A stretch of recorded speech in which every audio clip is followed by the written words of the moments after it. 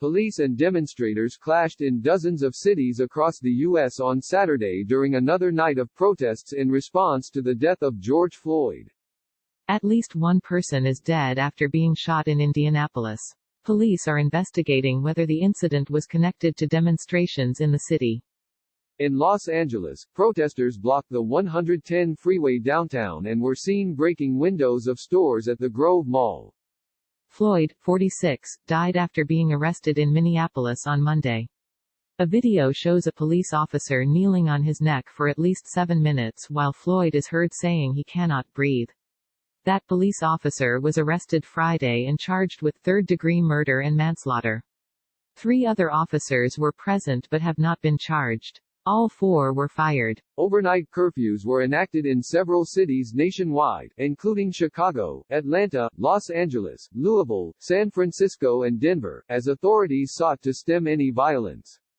The National Guard was also activated in several states, including Texas, Georgia, Washington, Ohio and Kentucky. Law enforcement began to make arrests in Minneapolis after the 8 p.m. curfew there as crowds gathered at the 5th Precinct Police Building.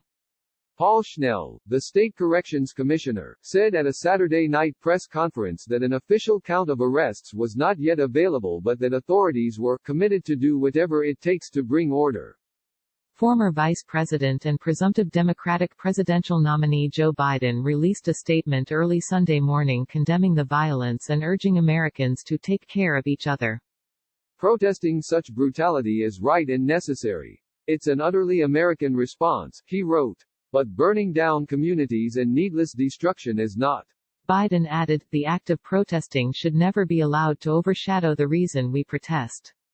One person fatally shot in Indianapolis. At least one person has died after being shot in downtown Indianapolis Saturday night. Police Chief Randall Taylor said at a press conference that authorities were still investigating the incident's connection to ongoing demonstrations in the city. Downtown is not safe at this time, Taylor said. He urged residents who do not live in the area to leave. Mayor Joe Hogsett called the day's protests successful in a tweet, but condemned the small group of people that grew violent later in the night. Police cruisers seen going through crowds in New York. Several videos of protests in New York showed a police patrol vehicle driving through crowds of protesters. Protesters are seen surrounding and throwing debris at a car while another one drove into them. Mayor Bill de Blasio called the footage upsetting at a late-night press conference Saturday but said it was inappropriate for protesters to surround a police vehicle and threaten police officers. He addressed the city's peaceful protesters, saying they were heard but urging them to go home. We hear your desire to see these issues, relationship between police and community, the need for justice, the need for real change in our society, he said. We appreciate and respect all peaceful protests, but it is now time for people to go home. California governor declares state of emergency in LA County. Los Angeles Mayor Eric Garcetti requested assistance to restore order Saturday night amid protests. A curfew began at 8 p.m. Pacific Time and is expected to end at 5:30 a.m. local time. The LAPD said hundreds of protesters were arrested amid the protests.